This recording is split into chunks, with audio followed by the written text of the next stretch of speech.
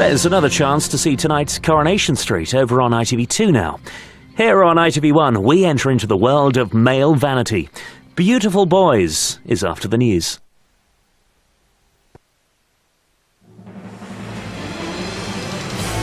The naming of David Kelly, Blair on the spot over whether he lied. I stand by the totality of what I said at that time. Is this an unauthorized image of Saddam's final humiliation? How the public greeted Charles after the Diana plot allegations, and Liverpool's reason to celebrate tonight.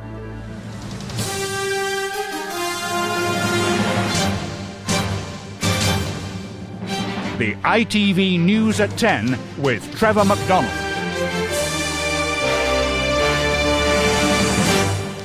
Good evening. The Prime Minister, fighting off allegations of lying, slipped into legal jargon today to defend himself.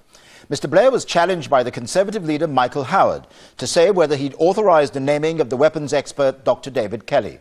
Mr. Blair said, "I stand by the totality of what I said at that time." So, did he approve the naming of Dr. Kelly or not? Downing Street attempted to explain later. For what they said, let's join our political editor Nick Robinson now. Nick?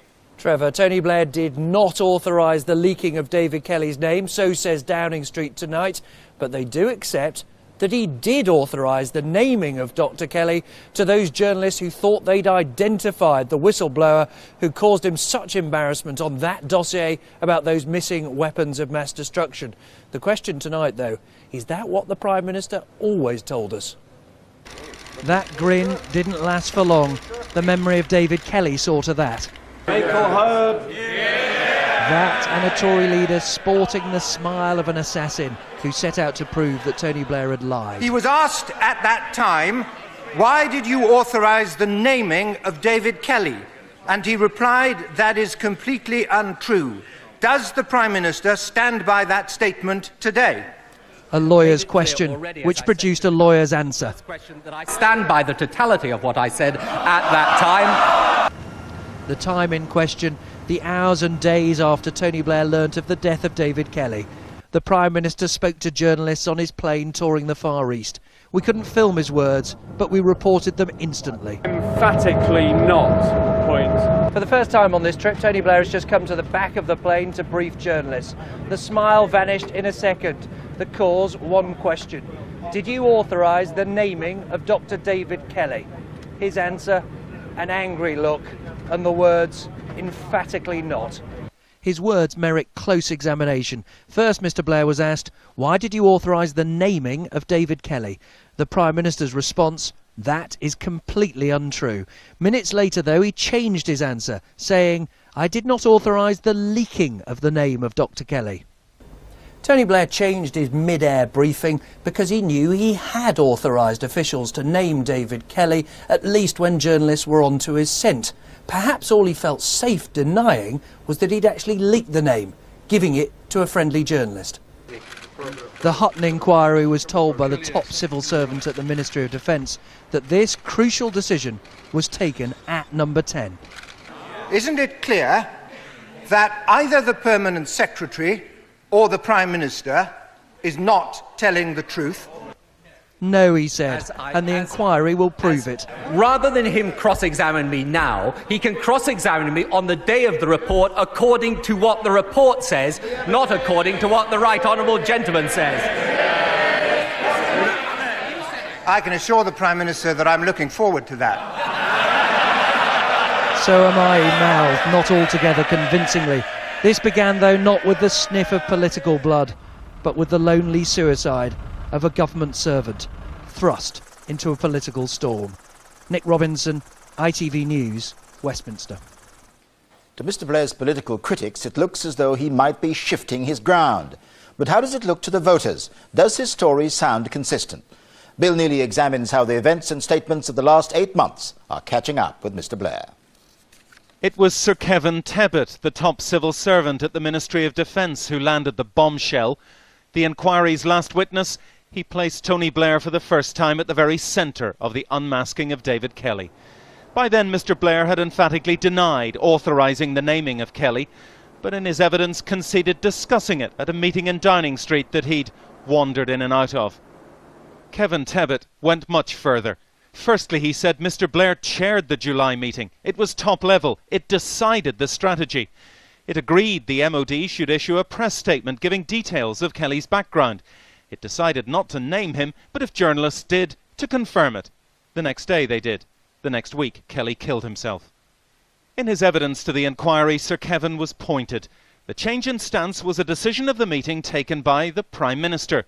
A policy decision on the handling of this matter had not been taken until the Prime Minister's meeting. The naming of David Kelly is at the heart of this inquiry. Who authorised it is perhaps its key question.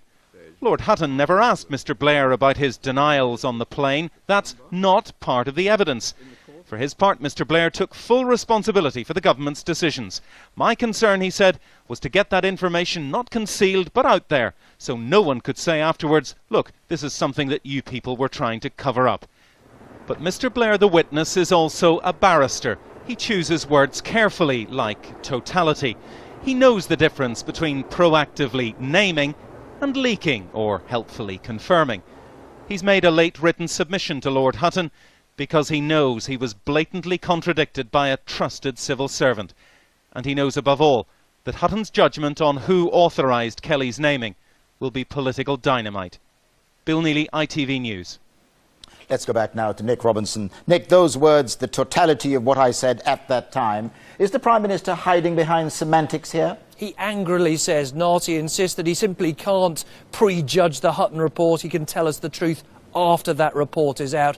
And I'm told behind the scenes he believes there's a crucial distinction between leaking the name and helping journalists once they were already onto it. His difficulty, of course, is the public won't just ask whether he was right to do that, but whether he was always honest and open and forward about the fact he was doing it. And given what you've repeatedly said, that a man died here, will the Prime Minister escape all criticism from this? I'm sure he won't escape all criticism. I think he knows that too. The difficulty for him is no one knows what Lord Hutton's report will say. No one, frankly, knows, Trevor, when it's going to come out. We still don't know, and we expected it this week. What insiders tell me, one phrase, one adjective could make the difference between something that's political dynamite for Tony Blair and something he can get away with. Of course, though, it's not just up to the judge, not just up to what is said in court. What Michael Howard was ruthlessly doing today was playing to a different court, the court of public opinion. Nick Robinson, thank you. What looks like a new picture of former President Saddam Hussein moments after his capture is puzzling military experts this evening. Is it genuine? It appeared without attribution on a website used by American servicemen and women. Let's go now to Washington and to our correspondent Robert Moore. Robert? Well, Trevor, the Pentagon tonight is denying any knowledge of this photograph, but if it's genuine, if it is authentic, it was probably taken by a soldier who was on that successful raid that captured Saddam Hussein on the evening of December the 14th. Ladies and gentlemen, we got him. The photograph appears to show the exact moment the former dictator was dragged out into the fresh air from his tiny hiding place. Around him, the soldiers who led the raid on the farmhouse near Tikrit. It's still possible the picture has been doctored, but if so, it's a well-executed hoax. Compare it to an official photo of Saddam taken that same day. The Pentagon did release video footage showing their valuable prize being examined by American medics, who also took a DNA swab from his mouth to try and confirm their prisoner was indeed Saddam. The photograph in question was posted on a military website anonymously, and while the soldiers involved may have been taking it for their private albums, now it's on the internet it may prove an embarrassment for the Americans, or even a breach of the Geneva Conventions, which says prisoners should be protected against insults and public curiosity. It is humiliation, and most of the people in the Muslim world will feel offended by these kind of pictures. So maybe, okay, they want to prove